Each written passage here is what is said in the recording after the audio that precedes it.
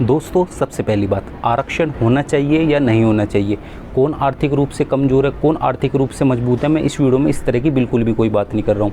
ना ही मैं किसी पक्ष का विरोध कर रहा हूँ और ना ही किसी पक्ष का मैं समर्थन कर रहा हूँ। इस वीडियो का दोस्तों उद्देश्य केवल इतना है कि जितनी भी भारत में आपको गवर्नमेंट जॉब देखने को मिलती है वो दो तरह से होती है, एक सेंट्रल गवर्नमेंट की जॉब होती है, एक स्टेट गवर्नमेंट की जॉब होती है। तो जो स्टेट गवर्नमेंट की जॉब होती है, इसमें मैं सेंट्रल गवर्नमेंट की दोस्तों यहाँ पर बात नहीं कर रहा हूँ, जो स्टेट गवर्नमेंट की जॉब होती है। अब स्टेट में दोस्तों किसी भी गवर्नमेंट की जॉब हो सकती है, जैसे कि दिल्ली सरकार की कोई जॉब है, उत्तर प्रदेश सरकार की कोई जॉब है, या फिर आपकी राजस्थान सरकार की कोई जॉब है, किसी भी स्टेट की या फिर किसी भी केंद्र शासित प्रदेश की जो उसमें जिनकी सरकार है उसकी अगर कोई जॉब है,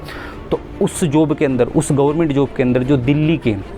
मूल निवासी हैं और जो कि SC ST और कुछ हद तक जो जनरल कैटेगरी से हैं, ठीक है, दिल्ली के मूल निवासी या तो SC ST हैं और कुछ हद तक जो जनरल कैटेगरी से हैं, उनके साथ दोस्तों क्या गलत होता है, तो उसके बारे में आज की वीडियो में इसमें हम चर्चा करेंगे। तो दोस्तों, अगर इस वीडियो में आप ऐसे कमेंट करोगे कि SC ST तो पहले से ही मौज में या फिर SC ST पहले से ही परेशान है, तो दोस्तों आप निश्चित इस वीडियो को स्किप कर सकते हैं, कोई दिक्कत नहीं। बाकी अगर आप ये जानना चाहते हैं कि SC ST जो दिल्ली के मूल निवासी SC ST या फिर जो जनरल कैटेगरी के, उनके साथ क्या गलत होता है स्टेट गवर्नमेंट की जॉब में, तो इस वीडियो में आप हमारे साथ अंत तक बने रहिएगा। तो नमस्कार दोस्तों, मैं सचिन एक बार फिर से आपका स्वागत करता हूं आपके अपने यूट्यूब चैनल एस कासियान में।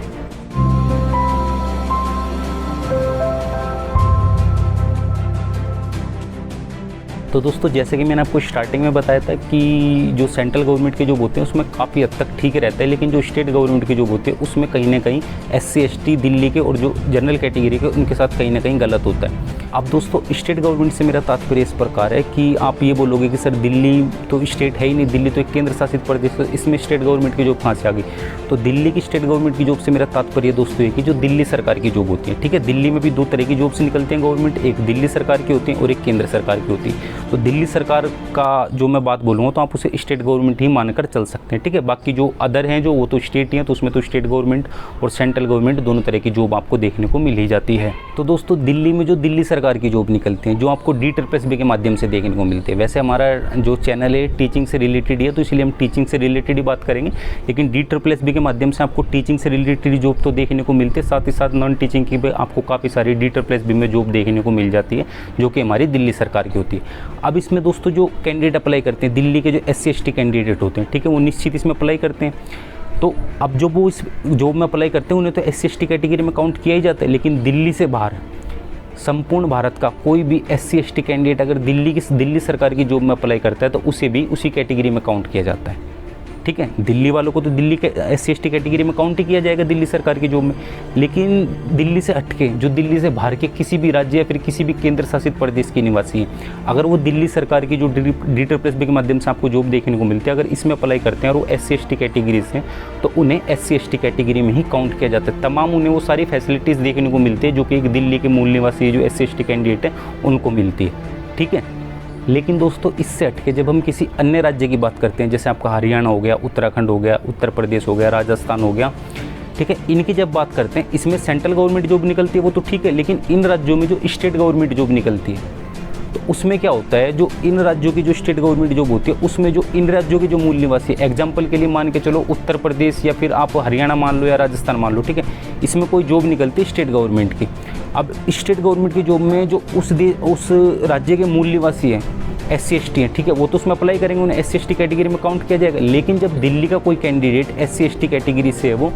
उन राज्यों की स्टेट गवर्नमेंट की जॉब में अप्लाई करता है, तो दोस्तों उसे जनरल कैटेगरी में काउंट किया जाता है। मतलब दोस्तों, दिल्ली में स्टेट गवर्नमेंट की जॉब निकलेगी, जो दिल्ली के SC ST कैंडिडेट हैं उन्हें संपूर्ण भारत के सभी अभ्यर्थियों के साथ फाइट करनी पड़ेगी, जो भी SC ST कैंडिडेट है। लेकिन दिल्ली का अगर कोई कैंडिडेट दिल्ली से बाहर किसी अन्य राज्य में अप्लाई करता है और वो स्टेट गवर्नमेंट की जॉब है, तो उसे जनरल कैटेगरी में काउंट किया जाता है,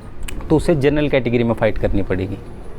लेकिन इससे अलग दिल्ली में ऐसा कुछ भी नहीं है। दिल्ली में स्टेट गवर्नमेंट की जॉब निकलती है तो बाहर वालों को जनरल कैटेगरी में काउंट नहीं किया जाता, उन्हें उसी कैटेगरी में काउंट किया जाता है। ऐसा ही हाल दोस्तों जनरल कैटेगरी का भी है। अब जनरल कैटेगरी में दोस्तों ये जो दिल्ली के जो मूल निवासी है वो जनरल कैटेगरी से किसी अदर स्टेट की अगर कोई स्टेट गवर्नमेंट की जॉब निकलती है तो उसमें सभी में तो नहीं ऐसा होता, लेकिन दोस्तों कुछ ऐसी गवर्नमेंट जॉब्स होती हैं, स्टेट गवर्नमेंट जॉब्स अन्य राज्यों में जो निकलती है उसमें ये होता है कि जो बाहर के कैंडिडेट होते हैं उस राज्य से अलग, चाहे किसी भी राज्य या फिर किसी भी केंद्र शासित प्रदेश की कोई भी कैंडिडेट है तो उन्हें कुछ ही % सीट उसमें दी जाती है। जैसे 15% दे देंगे, 20% दे देंगे या फिर 25% दे देंगे, उस राज्य पर डिपेंड करता है। बाकी जो सीट होती है सारी की सारी उस राज्य के लिए होती है, ठीक है। लेकिन जब दिल्ली स्टेट की कोई जॉब निकलती है और संपूर्ण भारत से कोई भी जनरल कैटेगरी का बंदा उसमें अप्लाई करता है तो उनके लिए पूरी की पूरी 100 की 100% सीट होती है, ठीक है। जो कि एक दिल्ली का मूल निवासी जनरल कैटेगरी के कैंडिडेट को फैसिलिटीज़ मिलती है दिल्ली गवर्नमेंट की जॉब में, सारी की सारी फैसिलिटीज़ दिल्ली के बाहर वाला कोई भी अगर जनरल कैटेगरी का कोई भी कैंडिडेट है, तमाम सारी की सारी फैसिलिटीज़ उसे भी देखने को मिलेगी। लेकिन दिल्ली का कैंडिडेट दिल्ली से बाहर अप्लाई करेगा तो उसे दोस्तों कुछ ही % सीट्स मिलेंगी जनरल कैटेगरी की मैं बात करूँ। बाकी रिजर्वेशन का मैंने आपको बता दिया, दिल्ली का SC/ST कैंडिडेट कोई दिल्ली से बाहर अप्लाई करता है तो उसे जनरल कैटेगरी में काउंट किया जाता है।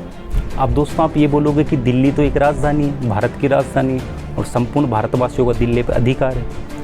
तो ठीक है, इसमें कोई दिक्कत वाली बात नहीं है। लेकिन दोस्तों जो दिल्ली, जो संपूर्ण भारतवासी जो दिल्ली की स्टेट गवर्नमेंट की जॉब का फ़ायदा उठाते हैं, तमाम सारे बेनिफिट उन्हें प्राप्त होते हैं, तो जो दिल्ली के कैंडिडेट है वो कहाँ जाएगा? उसने दिल्ली में पैदा होकर दोस्तों गलती थोड़ी करी है। तो तमाम दिल्ली से बाहर वाले जो भी कैंडिडेट है SC/ST या जनरल कैटेगरी से, उन्हें जो दिल्ली में फैसिलिटीज़ देखने को मिलती है, तो दिल्ली के कैंडिडेट को भी तो बाहर अगर किसी राज्य में अप्लाई कर रहा है उसे भी तो तमाम फैसिलिटीज़ देखने को मिलनी चाहिए। तो इसलिए दोस्तों आप देखोगे जो दिल्ली गवर्नमेंट की जॉब आपको दिल्ली में जो देखने को मिलती है उसमें दिल्ली से अन्य राज्यों के काफ़ी ज़्यादा कैंडिडेट या फिर काफ़ी ज़्यादा एम्प्लॉय आपको देखने को मिल जाएंगे। लेकिन इससे अलग जब हम अन्य राज्यों की बात करते हैं उसमें अगर कोई आपको उस स्टेट की कोई जॉब देखने को मिलती है तो उसमें मैक्सिमम जो आपको एम्प्लॉय देखने को मिलेंगे वो उसी स्टेट के देखने को मिलेंगे। चलिए दोस्तों कोई दिक्कत नहीं है, अगर दिल्ली का कोई SC/ST कैंडिडेट बाहर किसी गवर्नमेंट जॉब को अप्लाई करता है स्टेट गवर्नमेंट में, उसे जनरल कैटेगरी में काउंट किया जाएगा। लेकिन बाहर वाला कोई दिल्ली में अप्लाई करता है उसे कैटेगरी में ही काउंट किया जाएगा। ये एक बार के लिए मान लेते हैं क्योंकि दिल्ली एक हमारी राजधानी है, ठीक है, तो एक बार के लिए मान के चलो, अगर ऐसा मान भी लें तो दोस्तों एक बात बताइए, जो OBC कैटेगरी होती है, ठीक है, अब OBC कैटेगरी का क्या है? OBC कैटेगरी DSSB के माध्यम से या फिर दिल्ली सरकार की जो भी आपको दिल्ली में जॉब देखने को मिलती है उसमें जो OBC कैटेगरी होती है, अब DSSB की बात कर ले और हमारे टीचिंग चैनल है जिसकी मैंने आपको बताया था, टीचिंग की बात कर ले, TGT PGT PRT रिक्रूटमेंट की बात कर ले, तो इसमें दोस्तों OBC में साफ साफ मेंशन लिखा होता है कि OBC कैंडिडेट केवल उसी OBC कैटेगरी में काउंट किया जाएगा जो कि दिल्ली का मूल निवासी है। दिल्ली से अलग कोई भी अगर कैंडिडेट किसी भी राज्य या फिर किसी भी केंद्र शासित प्रदेश का निवासी है, वो दिल्ली का निवासी नहीं है और वो OBC कैंडिडेट है, तो उसे जनरल कैटेगरी में काउंट किया जाएगा। तो दोस्तों OBC कैटेगरी में तो बिल्कुल वही सारी चीज़ होती हैं जो अन्य राज्य अपनी रिक्रूटमेंट में करते हैं, वही चीज़ दिल्ली सरकार करती है। ये तो चलो एक जैसी बात हो गई, क्योंकि अन्य राज्यों में क्या होता है कि जो उस राज्य के मूल निवासी है और वो किसी कैटेगरी से, तो उन्हें केवल कैटेगरी में काउंट किया जाता है। और OBC के केस में दोस्तों दिल्ली में भी ऐसा ही है, OBC में केवल OBC उसी को OBC कैटेगरी में काउंट किया जाएगा जो कि एक दिल्ली निवासी है या फिर जिसका डोमिसाइल दिल्ली से बना हुआ है, जो दिल्ली का मूल निवासी, ठीक है, तो उसे OBC कैटेगरी में काउंट किया जाएगा। इससे अलग जितने भी कैंडिडेट OBC हैं सबको जनरल कैटेगरी में काउंट किया जाएगा। तो फिर दोस्तों यहाँ पर वो वाली बात कहाँ चली जाती है? दिल्ली तो एक राजधानी है। और दोस्तों दोबारा से मैं आपको याद दिला दूँ, मैं किसी भी वर्ग का, किसी भी कैटेगरी का ना ही समर्थन कर रहा हूँ ना ही विरोध कर रहा हूँ, बस आप तक एक इन्फॉर्मेशन पहुँचा रहा हूँ जो कि आजकल आपको देखने को मिल रही है। आजकल क्या दोस्तों काफ़ी समय से ये चीज़ें आपको देखने को मिल रही है, जो भी नियम है। बाकी दोस्तों इन सब से अलग हर कैंडिडेट को केवल एक ही सीट चाहिए होती है, ठीक है। उस कैंडिडेट को उतना सक्षम होना चाहिए कि वो उस एक सीट के लिए फ़ाइट कर सके या फिर उस एक सीट पर अपना सिलेक्शन ले सके। इससे कोई फ़र्क नहीं पड़ता वो कौन सी कैटेगरी का है, कौन सी स्टेट का रहने वाला है क्या नहीं है, इससे कोई फ़र्क नहीं पड़ता। उस कैंडिडेट के अंदर इतनी काबिलियत होनी चाहिए कि वो जो उसके लिए एक सीट निकली है उस पर वो फाइट करके सिलेक्शन ले सके।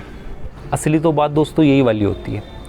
अब काफ़ी लोगों को ये लगता है कि SC/ST वाले जल्दी जॉब लग जाते हैं। भाई हर कैटेगरी के जॉब लगते हैं। आप किसी भी रिक्रूटमेंट को उठा के देख लीजिए, उसमें आपको हर कैटेगरी का एम्प्लॉय मिल जाएगा।